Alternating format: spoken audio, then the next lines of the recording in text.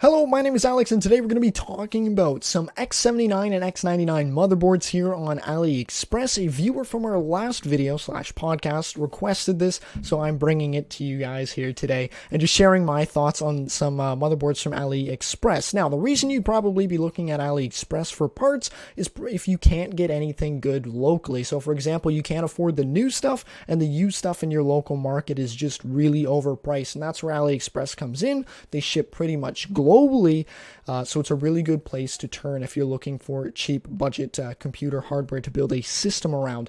So the first motherboard that we're going to be looking at here is the Atermiter X79 motherboard. It's a really nice small motherboard. It fits in most cases, so you don't need to get like a really big ATX case. It's got four memory slots on it, so you can easily put 16 gigabytes of memory. You can go 4x4 or 2x8. It does not support quad channel memory, but for the price of $60, $50 for the motherboard, $10 for shipping, you can't really beat that. Now, a CPU I would recommend pairing with this motherboard here, since it does not have a good VRM heatsink on it, would be one of the V2 processors on the LGA 2011 socket. So the one I would personally recommend, it's really cheap at the moment, it's about $35 US shipped to the door, is the E5 2650 V2. You have 8 cores, 16 threads. It's on the Ivy Bridge generation, and don't worry, you see a low base clock here of 2.6 gigahertz. It does have an all-core turbo of 3 gigahertz. Now, it's not that impressive. It's on an older generation, but if you are on a budget and you want to play more modern AAA title games, this is definitely a good CPU to look into. Again, it only costs like $35 US. It runs pretty cool. It doesn't use a lot of power because it's on the 22 nanometer process there.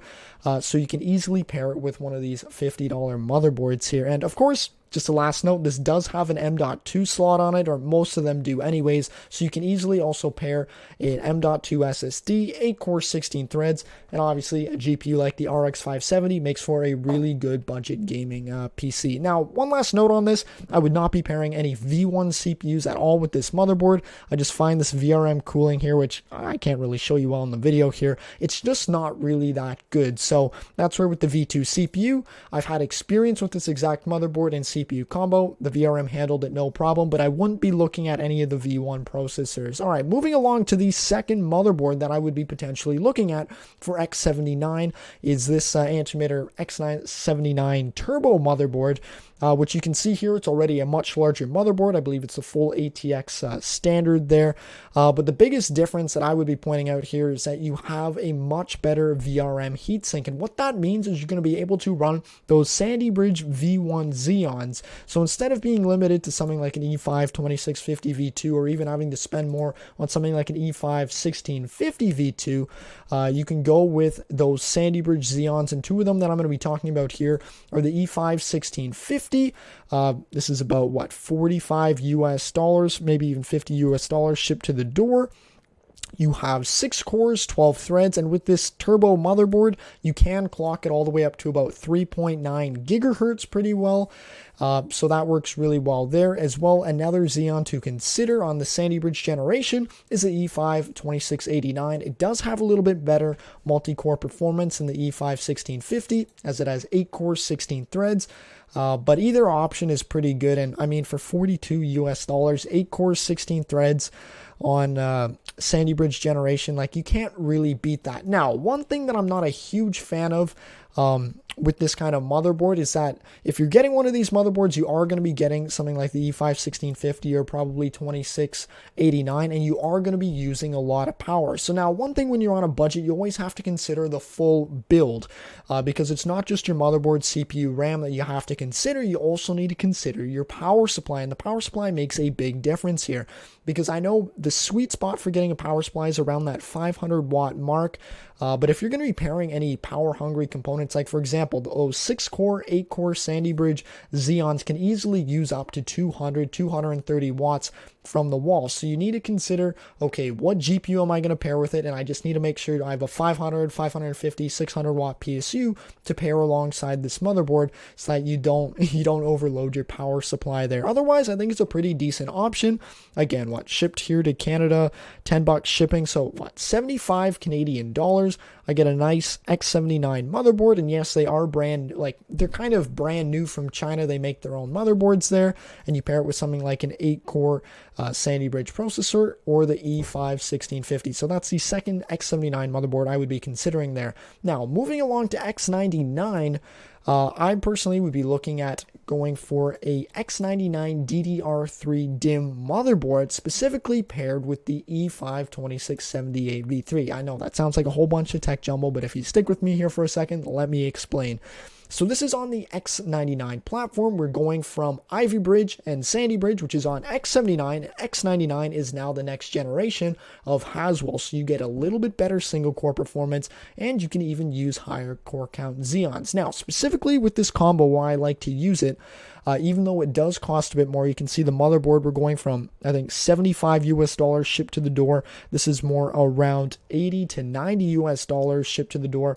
Not to mention the processor itself costs around $95. But the reason I would recommend this, if you can afford it over the previous two options, is because you get 12 cores, 24 threads with the E5-2678V3, which is a lot of multi-core performance. It'll let you game really well. It'll let you stream while gaming really well. You can check on my channel. A lot of the streams that I do, I'm using this exact Xeon and motherboard combo. So I'm not just recommending it like out of just the blue. I'm actually recommending it because I have experience with this. It works really well, again, for video editing, streaming, content creation, as well as just gaming in general, because being on the Haswell generation, you do get a IPC boost there, so you already have better single core performance.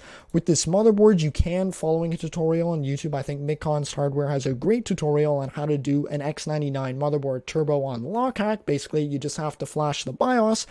It'll allow this CPU to run all 12 cores and 24 threads at 3.1 to 3.2 gigahertz, which gives you a lot of good single core performance, again, because you're on Haswell generation, but then you also have really good multi-core performance. In this video, I'm not going to be going into benchmarks or anything like that, but based off just basic benchmarks, if you ran Cinebench R15, you're going to get about double the multi-core performance on the E5-1620, the E5-2678V3 compared to something like an E5-2689, just due to that, yeah, you do have 12 cores compared to 8 cores, but it is on a newer generation. You have better single core performance, and when you do the turbo boost unlock, yeah, you're pretty much getting double the performance. Now, kind of again with that previous X79 motherboard right here, this motherboard here will also require a lot of power when paired with that 12-core Xeon. So you are going to need to consider budgeting in there either a really good quality 500 watt PSU, so something like, I've seen these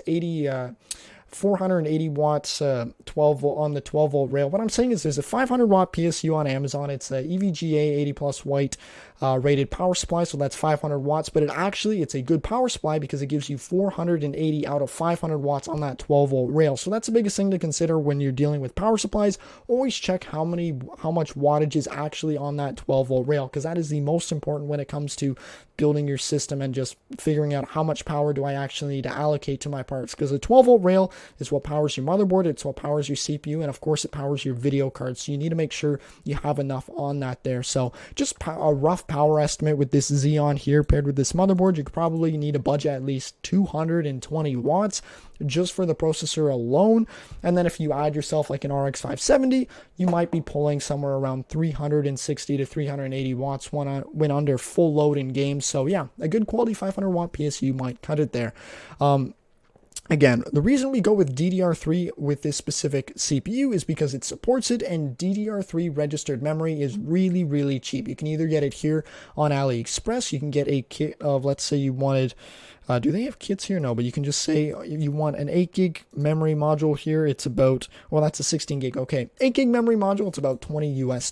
You can also look, I highly recommend you always look locally first, what people have available for registered memory, specifically if you're in like the United States. Like I know there's a lot of big companies that recycle massive amounts of these servers. So if you can contact like a local recycling place, you can easily, well, I'd say easily, like you still have to do work. You got to contact these places, but you can get your hands on like 8 16 gig modules of this DDR3 registered memory for pretty cheap. And yeah, that's why even with the X79 platform, which does support DDR4, I personally went with the DDR3 route just because it was cheaper, which made it even better value. So hopefully you guys got something out of this video besides me just rambling on here.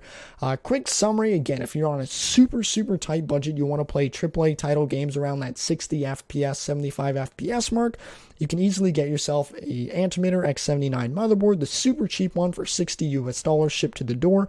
Pair it with something like the RX 570, along with like an 8-core, 16-thread Ivy Bridge Xeon E5 2650 V2 is my choice, and you're well on your way. If you want to have a little bit more single-core performance, you can get yourself an E5 1650. Pair it with this X79 Atermiter motherboard. You're going to spend a little bit more money on the motherboard, but you will be able to overclock that 6-core, 12-thread Xeon a little bit.